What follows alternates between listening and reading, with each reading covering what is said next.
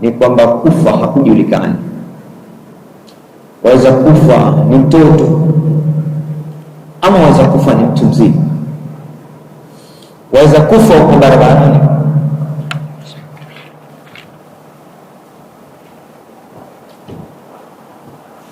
ama unaweza kufa umelala kitandani, unaweza kufa umesimama, ama unaweza kufa umeketi.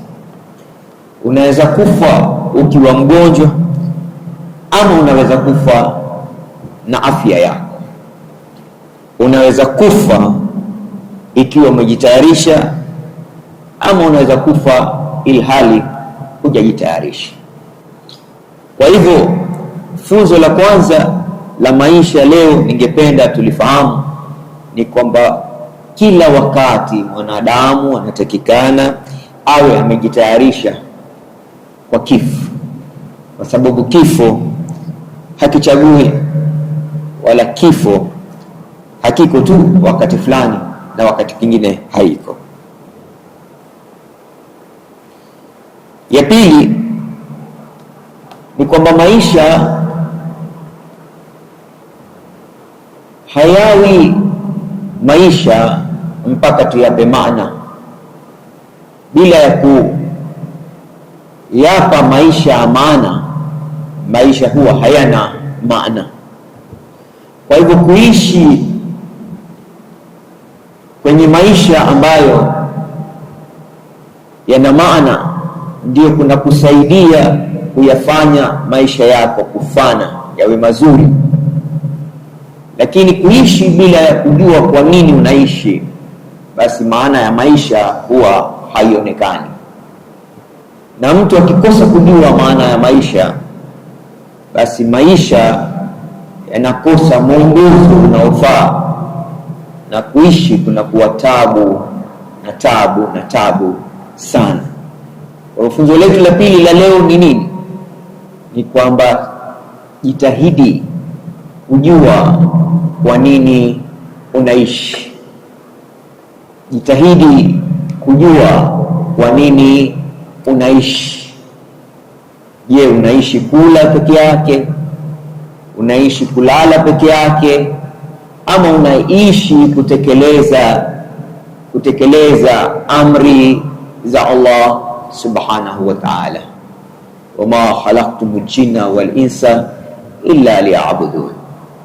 Mwanadamu yoyote akitia maneno hayo katika mizani ya fikra zake na kupata hisia katika moyo wake, basi humtengezea vitendo vyake. Lakini ikiwa hujui kwa nini unaishi, ni kama kuwa mtu ambaye hajui anaenda wapi, na ilhali yuko safarini. Wewe uko safarini, lakini hujui unaenda wapi. Nina hakika utakubaliana na mimi kwamba basi hutaweza kufika mwisho wa safari yako katika hali nzuri, kwa sababu hujui unakwenda wapi. Lakini ukijua unakwenda wapi, utaamua njia gani utafuata. Ukijua unakwenda wapi, umbali wake ni kilomita ngapi, utajua hatua unazostahili kuchukua. Ukijua kwa nini ama wapi unakwenda, basi utakuwa unajitayarisha kuchukua kile kinachostahili kuchukuliwa, kufanya safari yako iwe rahisi.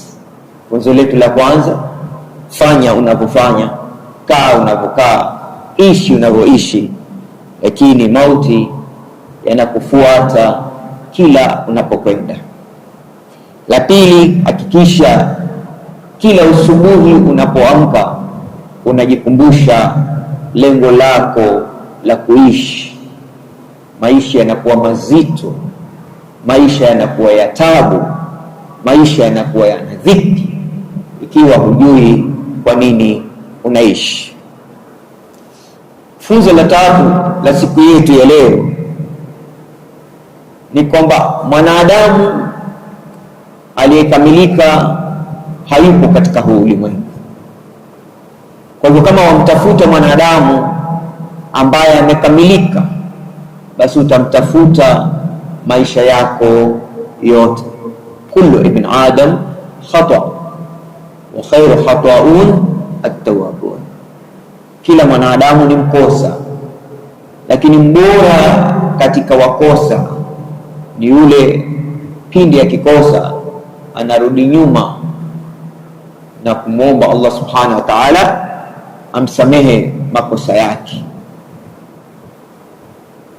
Inna Allaha yuhibbu at-tawwabun wa yuhibbu al-mutatahhirin, Mwenyezi Mungu ampenda yule ambaye anapofanya makosa anarudi nyuma na kuomba msamaha.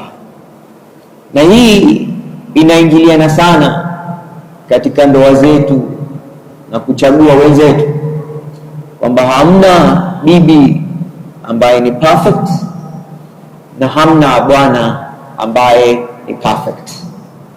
Kila mwanadamu ana kasoro yake. Ukijua ile kasoro ya mwanadamu unaishi naye na ukaweza kumvumilia kwa ile kasoro yake na kumsaidia ili aweze kuibeba ile kasoro yake na baadaye awe ataiondoa ile kasoro yake, basi hapo ndio tutaweza kuishi na furaha. Hata tunapoishi na wale ndugu zetu ambao sisi katika dini, pia lazima tuwaelewe kwamba pia wao ni binadamu na wadani ni zao. Katika Qur'an Mwenyezi Mungu anasema, kul ya ayyuhal kafirun la a'budu ma ta'budun wala antum a'biduna ma a'bud lakum dinukum waliyadin. There's no worry, hakuna kusumbuana. Wewe una njia yako tofauti ya kuishi na mimi na njia yangu tofauti ya kuishi. Cha msingi lazima kuheshimiana, na katika nyumba zetu kadhalika, kwamba yale kule kuheshimiana kunakuwa ndio msingi mkubwa sana wa kuishi kwa furaha.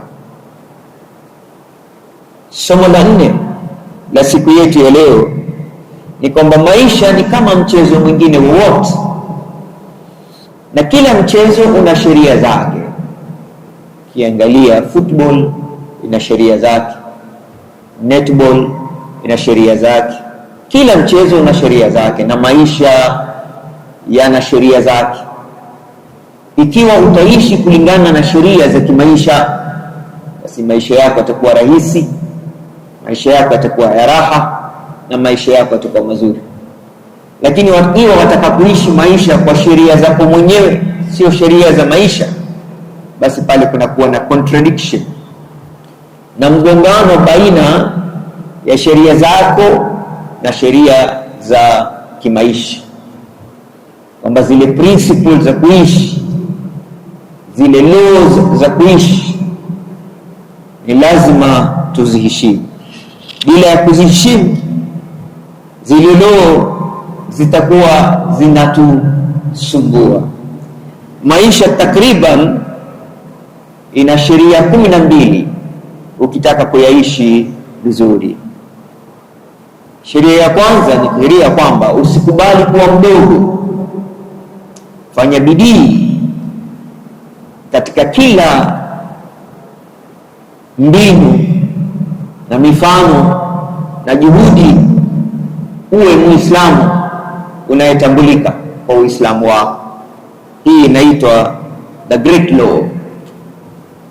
The great law ni law ambayo inatufanya sisi tuifuate ile hadithi ya Bwana Mtume kwamba Muislamu mwenye nguvu ni bora zaidi kuliko Muislamu dhaifu.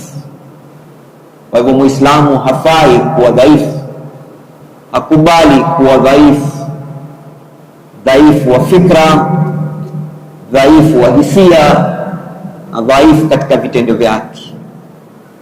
Muislamu ni mtu ambaye anatakikana watu wengine wakimwona wao wanatetemeka, kwa sababu Muislamu ana nuru,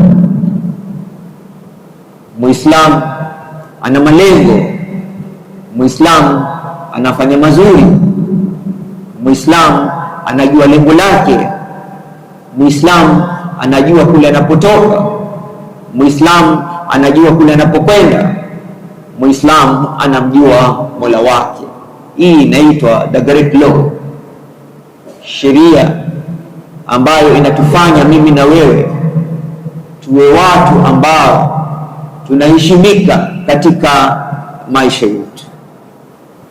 Na kuheshimika kunapatikana ikiwa wewe mwenyewe kwanza utajiheshimu. Ukijiheshimu kama mama, ukavaa nguo za kukustiri, basi na watu wengine watakuheshimu. Lakini ukijiacha waziwazi na ukijiachilia kimaisha, basi na wengine watakuwa wanakukashifu waziwazi na watakuwa hawakuheshimu vile unavyostahili kuheshimiwa. Sheria ya pili ya maisha ni kuhakikisha kwamba moyoni mwako umejenga taswira, picha ya kwamba wewe uliumbwa na Allah subhanahu wa ta'ala, the law of creation. Umeumbwa, haukutoka chini ya ardhi, haukuanguka kutoka mbinguni, haukutoka ndani ya mti, haukutoka baharini wala mtoni. Wewe umetoka katika himaya ya Rahman Allah subhanahu wa ta'ala.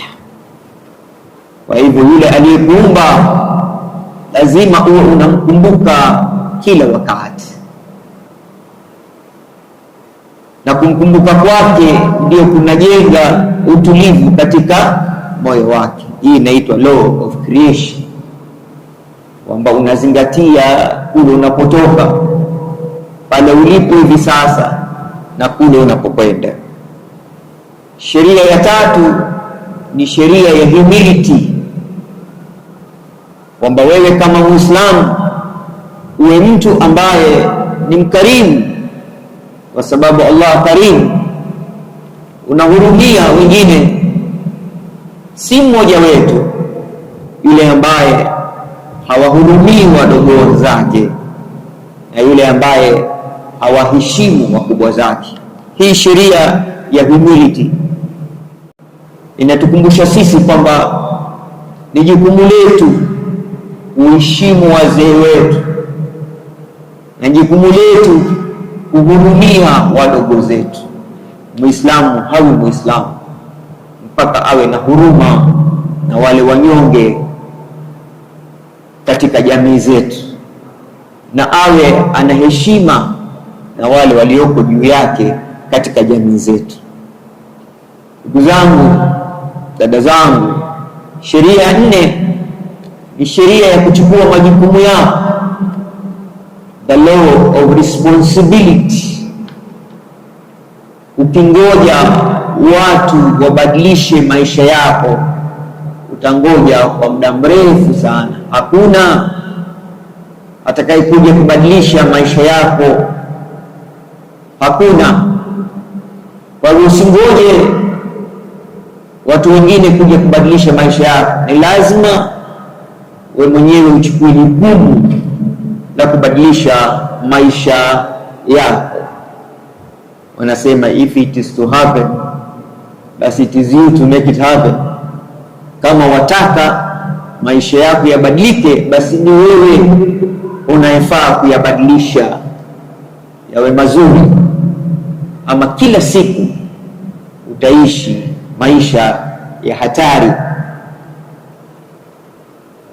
Kwa hivyo ikiwa kubadiliki mwenyewe, basi na maisha hayatabadilika.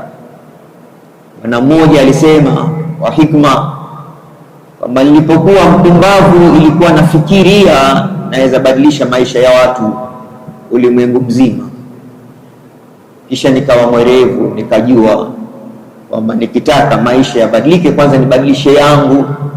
Haya yangu yatabadilisha ya watu wengine. Kama hauwezi kubadilisha maisha yako, basi na ya wengine inakuwa tabu, balaa, shida kuyabadilisha. Kwa hivyo unapokuta kwamba maisha yako hayaendi sawa, simple, badilisha. Na nani mwenye kubadilisha? Wewe mwenyewe unajibadilisha. Mwenyezi Mungu anasema hata badilisha hali zetu za kimaisha mpaka tujibadilishe sisi wenyewe. Ikiwa wataka kuondoa ujinga, basi soma. Ukitaka kuondoa umaskini, basi fanya bidii na kazi na shughuli. Ukitaka kuondoa udhaifu, basi kuwa mwenye nguvu. Ukitaka kuondoa maradhi, usile vyakula vyovyote ovyo ovyo. Ukitaka kutambulika katika jamii, basi kuwa na tabia nzuri. Ukitaka sifa zako ziwe nzuri, basi fanya mambo mazuri.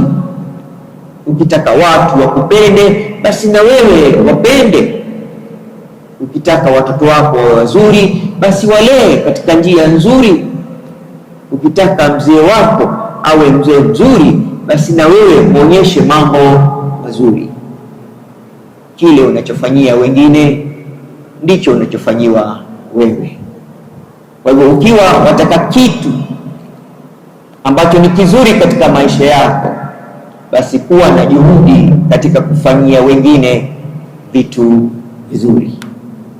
Kama tudinu tudanu, unapofanyia watu mabaya, na wewe pia unafikiriwa na mabaya. Lakini ikiwa wewe ni mtu mzuri ambaye unapendelea wengine wawe na maisha mazuri na unasaidia wengine waishi maisha mazuri, basi Allah subhanahu wa ta'ala pia wewe atakupa mazuri. Mwangaza huvuta mwangaza, na giza hufanana na giza. Mazuri huvuta mazuri, na mabaya hukuangamiza. Na hili si jambo geni kwamba hitaji kuelezwa. Hili ni jambo ambalo tunaliona kila siku. Lazima tujitahidi tusiweze kuteleza, kwa sababu tofauti ni kubwa sana baina ya giza na mwangaza. Kwa hivyo ikiwa ni watu ambao tutataka maisha yetu yawe mazuri, basi ni lazima tufanye mazuri. Jukumu ni letu, jukumu ni letu. Mwenyezi Mungu, moja katika hidayah aliyompa mwanadamu, kampa akili ya kufikiria, kampa na moyo ambayo ndio engine ya kujihisi na kuhisia, alafu akampa na kiwiliwili, rasilimali ya afya, ili aweze kuitumia ili kusudi apate afwa. Allahumma as'aluka al-afwa wal afya fi dunya wal akhirah. Kwa hivyo ikiwa utakitumia kila kitu alichokujalia, aliyokutunukia Allah subhanahu wa ta'ala, maisha yako yatakuwa ni mepesi. Dadangu, sheria ya tano ambayo ni muhimu kuizingatia katika maisha yetu ni sheria ya focus, kwamba kile unachokitafuta katika maisha yako, basi Allah subhanahu wa ta'ala atakurahisishia wewe kukipata. Kwa hivyo katika maisha yako, kama unachokitafuta ni kizuri, Allah subhanahu wa ta'ala atakuonyesha njia ya kupata mazuri. Na ikiwa katika maisha yako unachokitizama na kukitafuta ni kibaya, basi utapata mabaya. Ikiwa unaamka usubuhi na unayoyaona ni mambo mazuri yenye kheri, basi Allah subhanahu wa ta'ala, Mola Kahari, atakupa mambo mazuri. Lakini ikiwa kila usubuhi unayoyaona ni mambo mabaya, basi Allah subhanahu wa ta'ala atakunyima haya, na mwisho utakuwa unapata mambo mabaya na unafanya mambo mabaya. Wanasema where the focus goes, the energy will flow.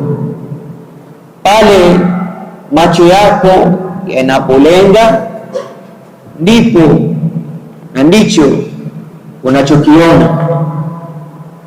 Ukiwa unapoangalia watu unatafuta mabaya yao peke yake, utayaona mabaya yao peke yake. Lakini ikiwa unatazama watu ukitarajia kuyaona mazuri yao, basi utayaona mazuri yao. Ikiwa unajipigia maisha yako tarubini kuyaangalia mazuri yako, utayaona mazuri yako.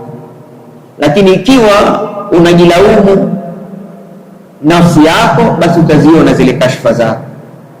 Vile unavyojiangalia ndivyo unavyojiona. Ukisimama mbele ya kioo ukajiona Muislamu wa kike uliyetimia kwa adabu na adala na vitendo vyenye maana, basi unakuwa mwanamke wa Kiislamu mwenye maana. Lakini ukisimama kwenye kioo alafu ukajiangalia ukaona mama ambaye hana busara, basi unakuwa mwanamke wa Kiislamu unayekabiliana na hasara kila wakati. Ndugu zangu, sheria ya 6 ni sheria ya hapa na sasa, hiya annao. Ya jana yamepita, hiyo ni historia, hatuwezi kubadilisha, imepita hiyo. Kama ulifanya makosa jana, kama hukuswali jana, kama hukusoma Qur'ani jana, kama hukuja darasa wiki iliyopita, kama hujakuja msikitini Ijumaa iliyopita, kama haujafunga Alhamisi iliyopita, kama hukufunga Ramadhani iliyopita, hiyo imepita. Maji yameshamwagika, hayazoleki tena. Lakini Mungu kakupa leo. Sasa leo, ikiwa utabadilika leo na ufanye mazuri leo, basi kesho itanawiri kuliko jana iliyopita. La tahnat min rahmatillah, usikate tamaa na rahma na neema wa Allah subhanahu wa ta'ala. Muislamu katika maisha yake kuna majina matano ya Allah subhanahu wa ta'ala anatakikana ayazingatie kila wakati. Jina la kwanza la Allah ambalo anatakikana ulizingatia kila wakati ni Ar-Rahman. Mwenyezi Mungu ana huruma, Mwenyezi Mungu ni mwingi wa huruma, anatuhurumia. Kwa hivyo usiwe na moyo wa unyonge na kukata tamaa na kusema mimi nifanya dhambi, Mungu hatanisamehe. La, Allah Karim. Jina la pili muhimu sana ambalo tulibebe katika ndimi zetu kila siku ni Al-Fatah. Mwenyezi Mungu ana uwezo wa kutufungulia milango ya khairi, anao, kama alivyofungulia milango watu wengine ya khairi. Hata wewe na mimi tuweza kufunguliwa milango ya khairi, kwani yule ambaye amepewa kapewa na Allah, na wewe pia unaweza kupewa na Allah. Usiwe na unyonge na kuwa na imani potofu kwamba Allah subhanahu wa ta'ala hawezi kukupa wewe, anawapa wengine tu. La, Allah anampa kila mja wake. Wakumbuka, mwenye ufunguo wa maendeleo yetu katika maisha ni Allah subhanahu wa ta'ala. Kwa hivyo ukiwa unataka ufunguo wa maendeleo kutoka Allah subhanahu wa ta'ala, fanya yanaomridhisha Allah subhanahu wa ta'ala. Mwenyezi Mungu atuwezeshe, fanya yanayomridhisha Allah subhanahu wa ta'ala, na atakupa ufunguo wa mambo ambayo yatakuridhisha. Hakika ndugu zetu, mara nyingine Allah subhanahu wa ta'ala anatunyima maendeleo ya kimaisha, anatunyima furaha, anatunyima maendeleo kwa sababu ya kufanya dhambi tunazozifanya. Kwa hiyo ukitaka kuwa Allah subhanahu wa ta'ala ya Fatah akufungulie milango ya kheri, basi hakikisha unafanya mazuri ya kumridhisha Allah subhanahu wa ta'ala. Ar-Rahman Ar-Rahim ya Fatah. Alafu Allah subhanahu wa ta'ala pia anaitwa Ar-Razzaq.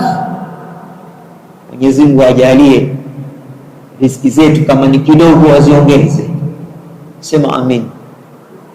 Mwenyezi Mungu ajalie riziki zetu kama ziko mbali azilete karibu, sema amin. Mwenyezi Mungu ajalie kama riziki zetu ziko juu hatuwezi kuzifikia azilete chini, sema amin. Mwenyezi Mungu ajalie kama riziki zetu ziko chini azilete juu, sema amin. Mwenyezi Mungu ajalie kama riziki zetu zina haramu ya aina yote basi azitakase, sema amin. Allah Razak, riziki zetu hazitoki kwa mtu mwingine, riziki zetu zinatoka kwa nani? Kwa Allah subhanahu wa ta'ala. Kwa hivyo kama kuna mtu wa kuombwa riziki ni Allah subhanahu wa ta'ala. Kwa hivyo tukiwa tunazingatia yale ambayo Allah anaweza kututimizia, basi na sisi tuwe tutasimama kumridhisha na kumtekelezea yale aliyotuamrisha. Ar-Rahman Ar-Rahim Al-Fattah ya Razzaq. Alafu la tano, At-Tawwab, ni mwingi wa kusamehe. Unapoteleza usiteleze ukaanguka kabisa. Unapoteleza kwa jambo lolote kwenye maisha yako, amka tena umuombe Allah msamaha, kwa sababu Mwenyezi Mungu anapenda, inna Allaha yuhibbu at-tawwabun. Sheitani anakasirika sio na wale watu wanaofanya mazuri, anakasirika zaidi na watu ambao wanafanya mabaya alafu wanabadilika wanakuwa wazuri. Anawachukia sana watu ambao walikuwa ni wapotevu lakini wakawa werevu, wakabadilika na wakawa wenye kumtii Allah subhanahu wa ta'ala. Kwa hivyo tunapoishi katika ulimwengu kama Waislamu, tuishi tukiamini kwamba maisha yetu maadamu bado tunaishi yanaweza kuwa mazuri kwa uwezo wa Allah subhanahu wa ta'ala. Sheria ya 7 ni sheria ya kwamba waman nu'ammiruhu nunaqqisuhu fil khalqi afala ya'lamun. Kila tukiendelea kuwa wazee nyuso zetu zinabadilika, kila tukiendelea kuwa wazee miili yetu inadhoofika. Kwa hivyo tizama zile dalili, usiseme Mwenyezi Mungu hajakuletea dalili ya kufa, anatuletea dalili za kufa kila siku. Nywele zako zilikuwa nyeusi sasa zimeanza kuwa nyeupe, dalili hiyo kwamba wewe karibu utakufa tu. Ulikuwa unaweza kuswali kwa kukaa na kusimama, kwa kusimama na kusujudu na kurukuu, sasa inabidi ukae kitini, dalili hiyo uko karibu kufa. Ulikuwa unakaa chini kwenye zulia unakunja miguu vizuri, sasa huwezi tena. Ulikuwa unazaa, sasa hata huwezi tena. Ulikuwa unaweza kukimbia mbio, sasa huwezi tena.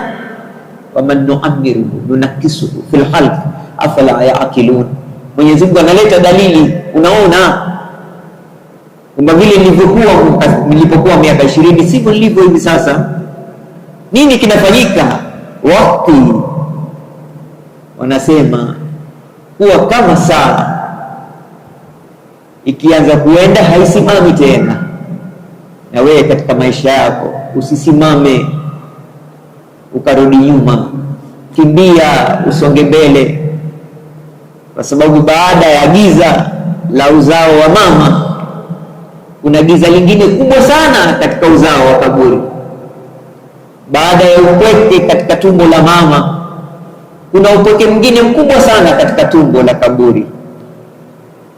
Kwa hivyo ni muhimu sana kujitahidi kwamba unapoishi ukumbuke wewe unakuwa. Kwa hivyo fanya mambo ya murua, wacha kujiumbua, fanya yale ambayo yatakusaidia kukua ili maisha yako yawe poa, kwa sababu wewe unazingatia mambo ya murua, unakuwa. Kwa hivyo sheria ya kwamba wewe unakuwa katika maisha yako na ulikuwa miaka 5, sasa umekuwa 50. Sasa uko 50, siku moja utakuwa 70, na siku nyingine subhanallah azza wa jalla unaangalia sura zako kwenye kioo, hauamini kama ni wewe. Zimekunjana mpaka unashangaa subhanallah azza wa jalla, unakuwa mbovu ile mbaya, na ulikuwa ukipendeza ulipokuwa kijana, binti mzuri sana, mrembo kabisa, lakini wapi, unatisha. Sasa umri, adui ya sura nzuri ni umri, zinakwenda. Sasa kila usubuhi kiangalia kioo chako, jikumbushe kwamba mimi sasa nabadilika, sheria ya kubadilika katika maisha, na mwisho wa huku kubadilika itakuwa ni nini? Mwisho wa kubadilika itakuwa ni nini? Itakuwa ni kifo. Inna lillahi wa inna ilayhi raji'un. Hii ni sheria ya kukua. Hakuna kilichozaliwa kikaacha kukua, hakuna kinachokuwa kikaacha kufa. Lazima ni sheria ya maisha, lazima kinachozaliwa mwishowe kinakufa. Sheria ya 8 ni sheria ya kwamba sisi Waislamu ni jamii, sio mtu mmoja. Kwa hivyo ishi ukishirikiana na Waislamu wenzao. Waqtasimu bihablillahi jami'an wala tafarraqu. Mwenyezi Mungu akatuumba kama jamii, kwa hivyo tushirikiane. Kushirikiana kwetu ndio nguvu zetu, kusaidiana kwetu ndio nguvu zetu, kunasihiana kwetu ndio elimu yetu, kubebana kwetu ndio kuelewana kwetu, kuhurumiana kwetu ndipo kusaidiana kwetu, kuelekezana katika mazuri kwetu ndio kunakupeleka katika janna yetu na kuingia katika janna ya Allah subhanahu wa ta'ala. Sheria ya connection, ya network, kwamba tukiwa tunashirikiana. Nirudie tena aya, waqtasimu bihablillahi jami'an wala tafarraqu. Msikubali kitu chochote kitawatenganisha. Kuntum khaira ummatin ukhrijat linnas ta'muruna bil ma'ruf wa tanhauna 'anil munkar. Nyinyi Waislamu ndio umma bora zaidi kuliko umma zingine zote zilizokuja kabla yenu, kwa sababu nyinyi Waislamu huwa unaamrishana mazuri na mnakatazana mabaya. Ukimwona mwenzako anapotea, unasihi. Lakini unamsihi vipi? Ud'u ila sabili rabbika bil hikma wal mawa'idhatil hasana. Rekebishaneni kwa maneno mazuri na hikma, kwa stara na adabu na elimu. Unapomwona mwenzako anapotea, usimwache akaangamia. Ni vizuri kumhurumia na dini kumlingania, ili kusudi asije akaangamia.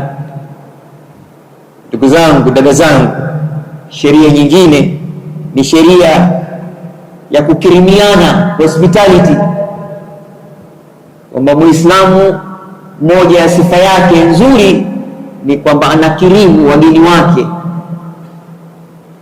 anawakirimu wenzake, anawakirimu wanaokuja nyumbani kwake. Sio umesikia sauti ya mgeni alafu katia kupu mvunguni, unasikia mlango unagongwa, ulikuwa ukila ukaamua kufuta mdomo alafu ukaweka pilau kwenye kabati. La, unakuwa na moyo wa kwamba wewe unapenda kukirimu watu, hospitality. Na katika moja ya ihtiramu yetu sisi Waislamu ni kusalimiana.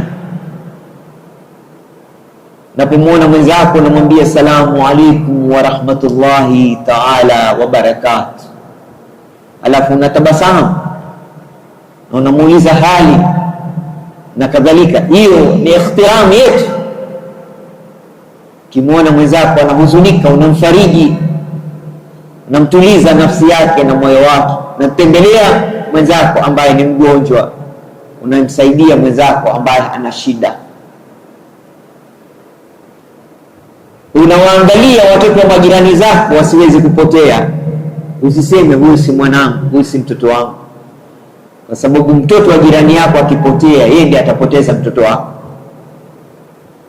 Kwa hivyo sisi ni lazima kama Waislamu tulee kama jamii, tusilee kama familia, kwa sababu ikiwa wako utamhifadhi nyumbani kwako, alafu mwache wa jirani yako au zurure, basi yule wa jirani yako atakuwa hasidi wa mtoto wako, na mwishowe hata yule wako uliyempeleka academy atapotea kama yule jirani yako aliyekwenda pamoja mtangani. Itakuwa shida ni ile ile. Kwa hivyo ni muhimu sheria ya kwamba yule anayetoa hupata. Kwa hivyo usiwe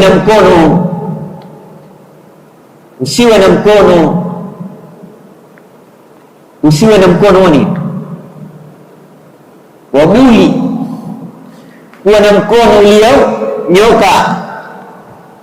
Ukifanya hivi unatoa, hautoi pesa peke yake, unatoa na shida, unatoa na dhiki, unatoa na hasad, unatoa na udhaifu, unatoa na mabaya, unatoa na maangamivu. Ukitoa hautoi tu unachokitoa kizuri, unatoa na yale mabaya yote. Lakini ukishika utaki kutoa, unashika kila bovu na kila baya na kila maangamivu yanayoathiri moyo wako, vitendo vyako, maisha yako na tabia yako. Ndugu zangu, sheria nyingine ni sheria kwamba upende usipende, mimi na wewe lazima tubadilike kulingana na mahitaji ya maisha.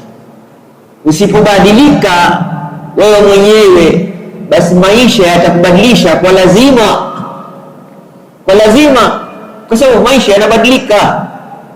Yale maisha yaliyoishiwa na babu zetu na wazazi wetu sio yale ambayo mimi na wewe tunaishi leo, na yale ambayo yatakuja kuishiwa na watoto wetu yatakuwa tofauti sana na maisha yetu. Tukumbuke kwamba maisha tunayoishi leo ni mkopo kutoka kwa watoto wetu, na unapokopeshwa, aidha unamrudishia aliyokukopesha pesa yake vile alivyokupa, mweza kumwongezea na zawadi, sio riba, zawadi. Shukran, ulinisaidia nilipokuwa na tabu, na mimi nakupa shukran leo. Kwa hivyo na watoto wetu, kwa vile wametukopesha maisha yetu tunaishi leo, tuhakikishe haya maisha tumeyaboresha ili wao na maisha mazuri kuliko sisi, kwa sababu ulimwengu unapokwenda hivi sasa, ya Allah, mambo yanakwenda mbaya sana. Madawa tele, bado watu wagonjwa. Simu zetu za mkononi zimetufanya tuwe karibu sana na watu walio mbali, lakini zimetufanya tuwe mbali sana na wale ambao wako karibu.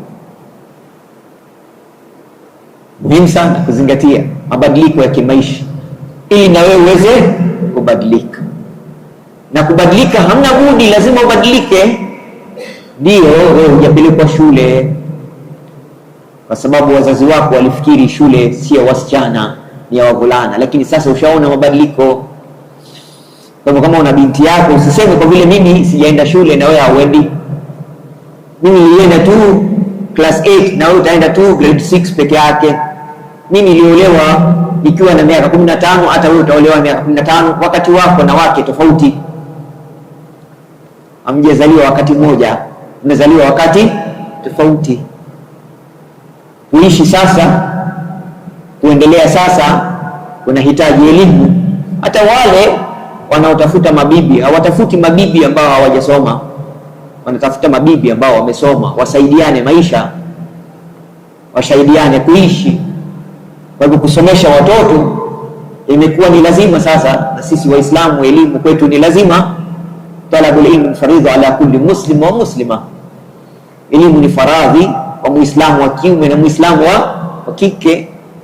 Kwa hivyo kumbuka kwamba mabadiliko yapo, yatakuja, na ni lazima tubadilike kulingana na nyakati tunazoishi hivi sasa, ama watoto wetu wataishi wakiwa na taabu na udhalilifu. Mara nyingine kuwa mzazi mzuri ni kufanya bidii yale uliyopitia wewe magumu, binti yako asiyapitie.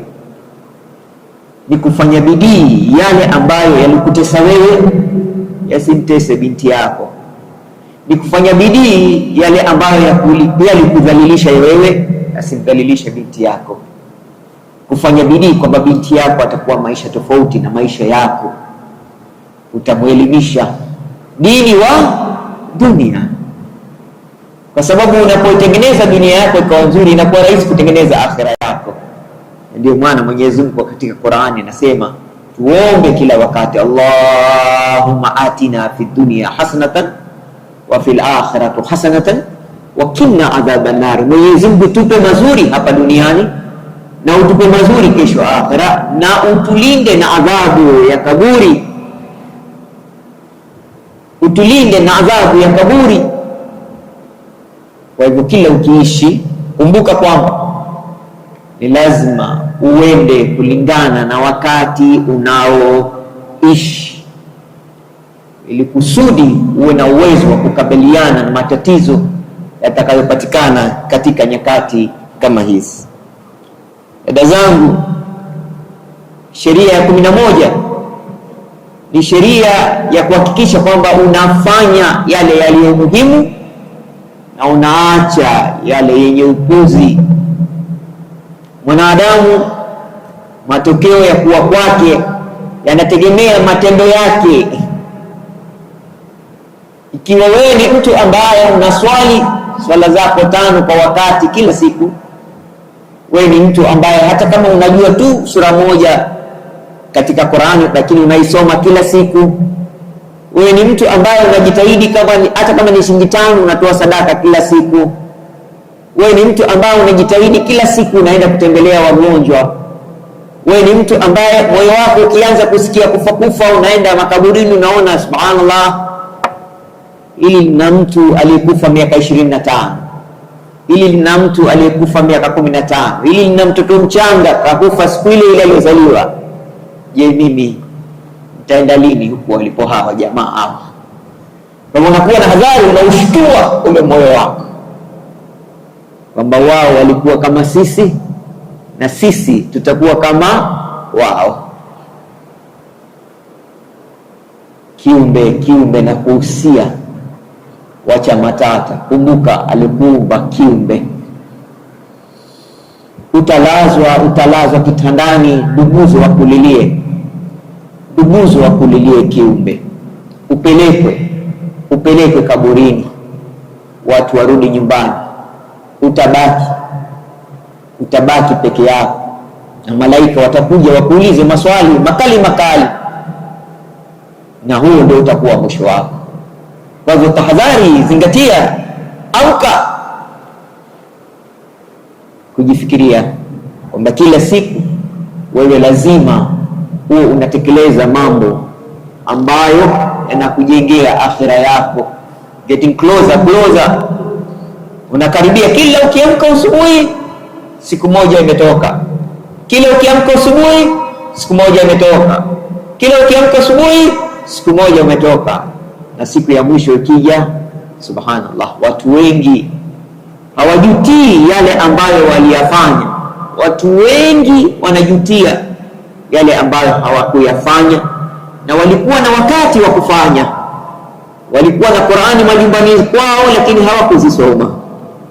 Walikuwa wanaishi karibu na msikitini lakini hawakwenda kuswali. Walikuwa wanakwenda darasani lakini wanasikiliza huku inatoka na huku. Hawabadilishi maisha yao. Ni muhimu kuzingatia mambo kama hayo. Sheria ya 11 ni sheria ya kutafuta kitu ambacho kila wakati kitakuwa kinachemsha damu ya kukumbuka Allah subhanahu wa ta'ala. Yule unayemleta karibu yako ndio kwa hivyo ukitaka kuwa mzuri, angalia maisha ya watu wazuri. Ndio maana Bwana Mtume Muhammad sallallahu alaihi wasallam ni kielelezo cha maisha yetu. Ukikumbuka vile alivyotembea, vile alivyokaa, vile alivyokuwa, vile alivyokuwa akilala, vile akifanya ibada zake, alafu na wewe unaiagiza. Wanasema observation, imitation, repetition, habituation, kwamba wewe unapeleleza na kuona wale waliofanikiwa katika maisha walifanya nini mpaka wakafanikiwa, wale walioendelea katika maisha walifanya nini mpaka wakaendelea, wale waliopata mazuri katika maisha walifanya nini mpaka wakafanya mazuri, wale wenye afya nzuri katika maisha walifanya nini wakawa na afya nzuri, wale wenye watoto wazuri katika maisha walifanya nini watoto wao wakawa wazuri, wale wenye pesa kwenye maisha walifanya nini mpaka wapata pesa, wale. Chagua mfano mzuri katika maisha. Mwenyezi Mungu hakupi unachokitaka, lakini Mwenyezi Mungu anakupa unachokifanyia kazi. Kila kizuri katika maisha kina bei yake. Kama uko tayari kulipa bei ya kuishi maisha mazuri, basi utapata maisha mazuri. Ndugu zangu, sheria ya mwisho ni sheria ya subra. Inna Allaha ma'as sabirin. Hata mazito gani ya kufiki, hata tabu gani ikufiki, hata maudhi gani ya kufiki, kumbuka maisha ni kama wingu la mvua, mara hilo lishaondoka. Hamna giza la usiku linalobaki milele. Usiku lazima utapambaukiwa na mchana. Hamna shida inayobaki milele. Innamal usri yusra. Hakusema baada al-usri yusra, innamal usri yusra. Katika ile dhiki unayoipata katika maisha yako, humo ndani humo ndio kuna mazuri. Kwa hivyo usiwe mtu mwenye kubabaika, kuwa na subra, lakini subra isiwe ni sababu ya wewe kuwa mvivu, hutaki kusoma vizuri, hutaki kufanya kazi, hutaki kujisumbua, unangoja. Subra subra ni wewe unalima na una subra mvua itakuja. Subra ni wewe umeweka karai la viazi na una subra wateja watakuja. Subra ni wewe uende sokoni ununue madera alafu uwe na imani watu watanunua. Subra ni wewe kutoka nje kutafuta vibarua hapa na pale, kwa sababu hautaki kuwa mtumwa wa mtu yoyote, unataka kujitumikia na kuishi maisha yako.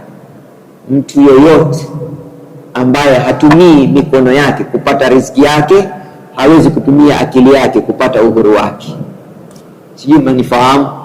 Mtu yoyote ambaye hataki kutumia mikono yake kupata riziki yake, basi hawezi kutumia akili yake kupata furaha yake. Allahumma sahhil lana mimma nurid wa najina mimma nakhaf bifadlika ya latif. Allahumma rizqna faman thaqiba wa hifdhan wasi'a wa ma'rifati tama wal akli salim fi jismi salim wa tabiyata mustaqima wa salimata sarira walhamdulillahi rabbil alamin. Wa sallallahu ala sayyidina Muhammadin wa ala alihi wa sahbihi sallim. Subhana rabbika rabbil izzati amma yasifun wassalamu ala al-mursalin walhamdulillahi rabbil alamin. Allahu ya Allah.